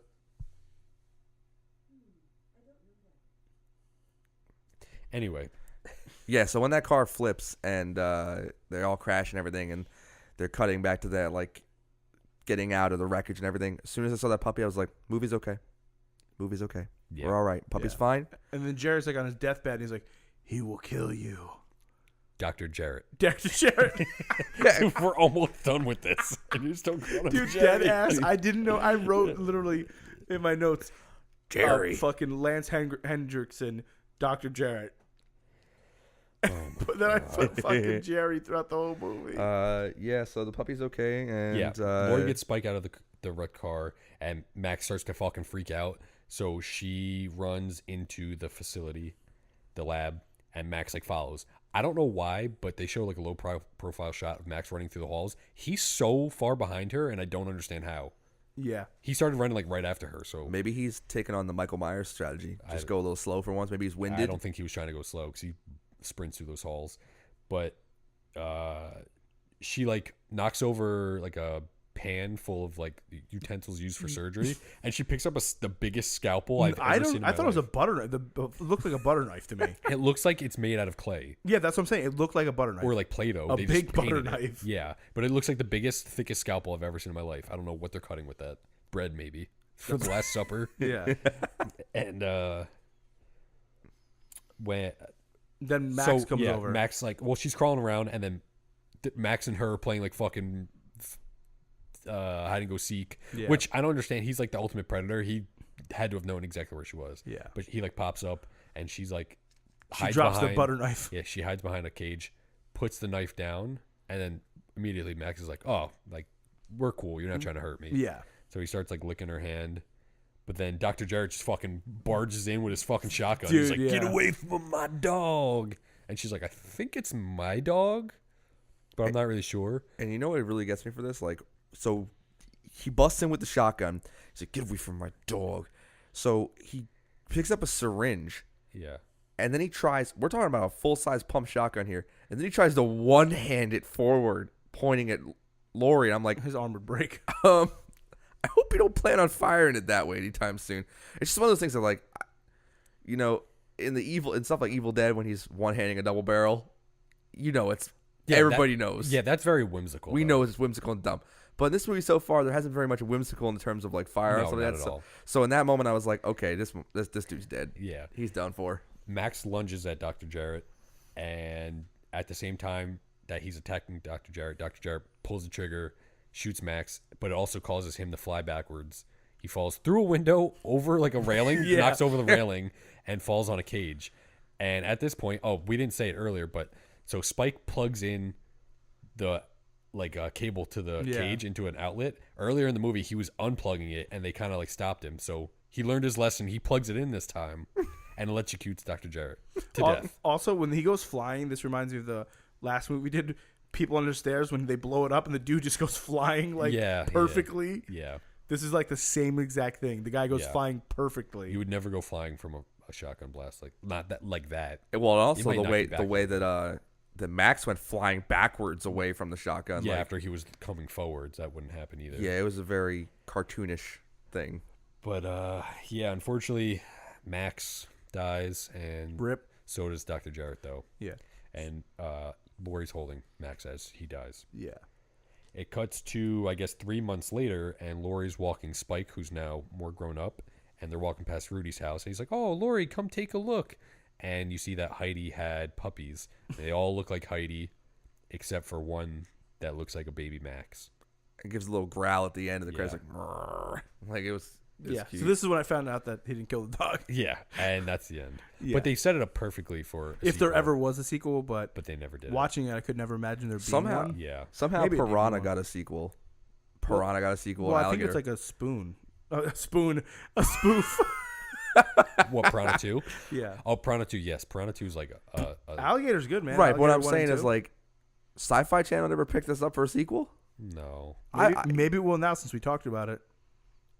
I doubt it. Well, this did just get the. So one of the reasons I decided to choose this, one, obviously I loved it when I was little, and it is very nostalgic for me.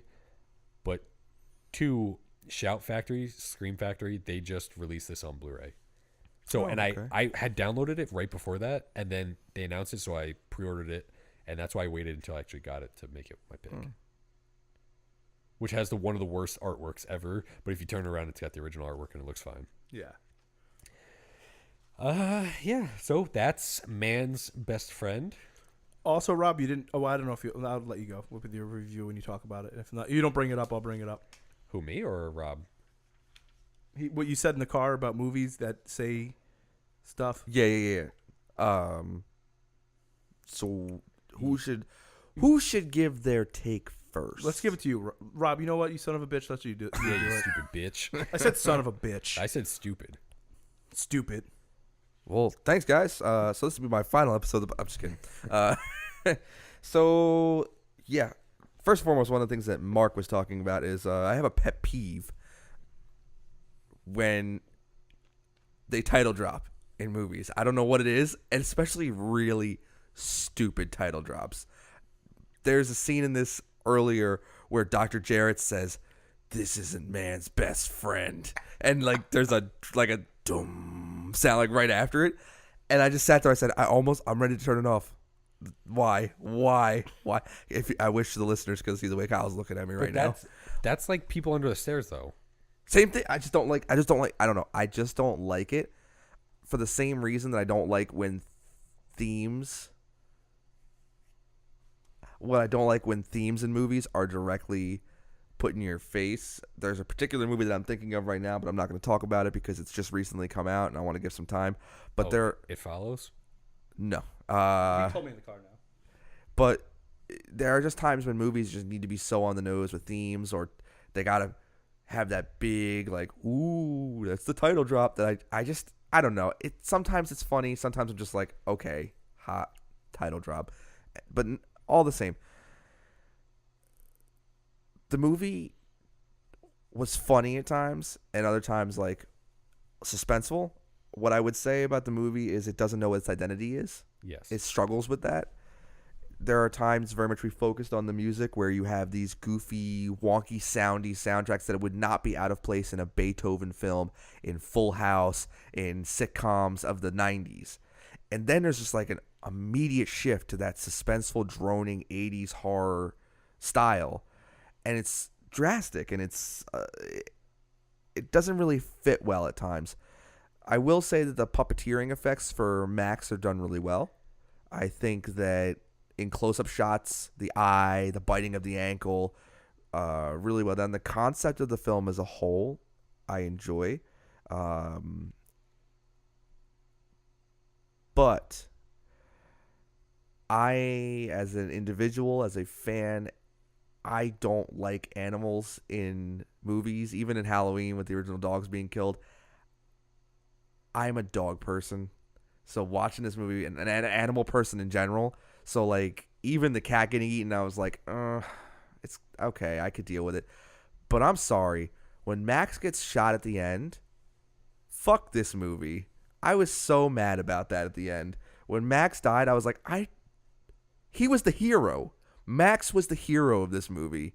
And when he got shot and died, I felt sad. Even though by the end of the movie, he looked like a burnt up psychopath monster. I just felt that by the end of the movie, I was really sad to see Max go.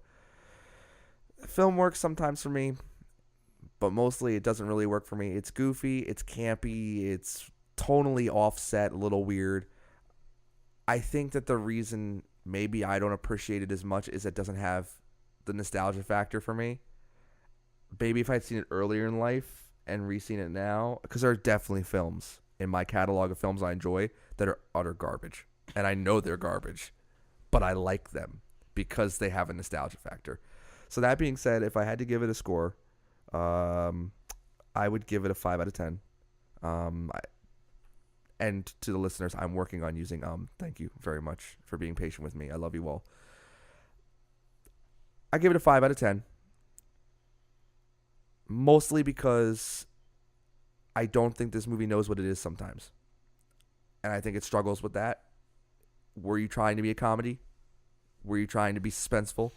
Were you trying to be horror? Were you trying to be something else? I lose it sometimes. When it comes to favorite and least favorite kills, least favorite, Max. Yeah. Least favorite, 100% Max. You already know. Get pissed on. Perry. But he's not dead. He's as good as dead to me. I guess. Because they put him in the ambulance and they say he's alive, just something like. He's not going to want to be alive after he sees his face. Yeah. So, okay, since he's technically not a kill. Ray. Yes. See you later, Ray. And if Ray's still alive for any reason whatsoever, we know he ain't ever a kid, so take that, Ray. So, but for real, happy Ray's gone, sad that Max is gone. If you've never seen this movie before and you're looking for something just weird and just a fun horror flick, take a look at it. I'm not going to knock it like that. I'm just saying for me personally, doesn't really hit the boxes that I need to hit, and 5 out of 10. So, Mark's always got opinions. He's full of them. Mm-hmm. He's the opinion guy. Yeah, break my heart, Mark. Go ahead, just like Rob did. So, for those that didn't know, Rob's never seen this before this time. I've never seen this before. I've never heard of this movie until Scream Shout Factory put it out on Blu-ray. Never even heard of it. So, and then I thought Kyle's seen it a bunch before. Like, when you said before you haven't seen it like since 15 years, I honestly thought you watched it recently. Oh, no. Yeah. But anyway, so I agree with some things Rob says. Like, the movie doesn't really know what it wants to be. But it's not necessarily a bad thing for me because I know what the movie is. It's kind of like a corny, cheesy horror movie, I guess. But it's not bad. I feel like I would like it more if wasn't my first time watching it as like a review, and I had to take notes for it. I wouldn't recommend it to someone that isn't a big horror fan. If you're a casual horror fan, I wouldn't recommend it to you. But I like it. I think most horror fans will like it or get a kick out of it. They could have done a little things different, but that's here and there. My favorite kill, I wanted to say Perry because I thought he died. No, I don't think he's dead because they put him in the Because that's a piece of shit. We all hoped he died. Yeah. But the cat, I hate cats. I don't know how I didn't see that I'm not coming. gonna lie, I had a feeling that's what that was gonna be. Obviously, least favorite, Max. You know, Mark, when I watched the film, for the first time I watched it and I saw the cat getting eaten, I literally said, I was like, this could be Mark's favorite kill right I here. literally wrote down, fuck that cat. I knew about that ahead of time, and I was like, yeah, it's definitely gonna be Mark. Yeah. 100%. But overall, I enjoyed the movie, but I feel like I would enjoy it more on second viewing, or if my first viewing I wasn't like studying and writing stuff down, you know? Mm-hmm. So I give the movie a 6. I'll go 6.5 out of 10. I feel like it would get better with time or age. So, Yeah. Kyle, what's up with you, man? What do you think? Why don't you guys just rip my heart out some more? No, I said I liked it. No, okay. I'm just fucking around. So, like I said, I haven't seen this in forever, and I agree. This is probably the least seemingly horror movie we could probably ever choose. Now, that looking back, I honestly thought there was more like horror elements in this. I'd agree that sometimes it doesn't know what it is, because it doesn't necessarily seem like a horror movie. As I was rewatching, I'm like, this is gonna be fucking terrible. Like, these guys are gonna eat me alive. Like, why the fuck would you choose this?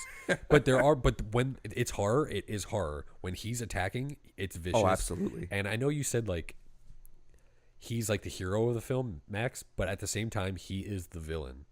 So Yeah. I get why he had to die. Watching this as a kid, it didn't affect me at all. I just was a soulless little fuck, and like I just love this movie, everything about it. Rewatching it does hurt to see Max die. He's definitely my least favorite kill. I agree. Ray is my favorite kill because fuck that guy. Because I felt the same way when he hit Max with the shovel. I'm like, if he was real, I'd hunt him down and beat his ass, because that you should never do that to a dog. Never. I love this movie, but if I'm looking at it objectively, I'm gonna give it a 6 out of 10. Because it doesn't, like you said, it doesn't know what it wants to be. I don't really care about the musical tones to it, because there's worse shit, like in Halloween 5 when they show the fucking two cops and they're like, it plays like clown music. It's like as they're walking like down the sidewalk. It's fucking terrible. Like, that's a mix of like feeling or mood and stuff. But this, if I didn't have to look at it, so I'm saying without nostalgia, it's a 6. I would probably get it like a 7 or 8 if I had to add my nostalgia factor into it, because I honestly love this movie. I'm glad Shout Factory put it out, Scream Factory. I'm glad they put it out, and hopefully other people pick it up and give it a chance. I've loved this movie forever. And yeah, I guess that's it. I don't think there's anything else I really wanted to add from what you guys said. I agree that I think people should watch it, give it a chance. Yeah, definitely. But if you're looking for like a straight horror movie, this isn't it. Cujo's way more. If you want a horror, For sure. terrifying dog sure. movie, watch Cujo. If you want a more family-friendly movie to show your kids, I think this is the way to go. And that's pretty much it. If you don't want to be allowed to have a dog in your house, show this movie. So that wraps up Man's Best Friend from 1993. Man, episode 7 already done. This is 6. No, I was going to say, bro, that's 6. It's episode 75. And we're about to hear Kyle's next pick.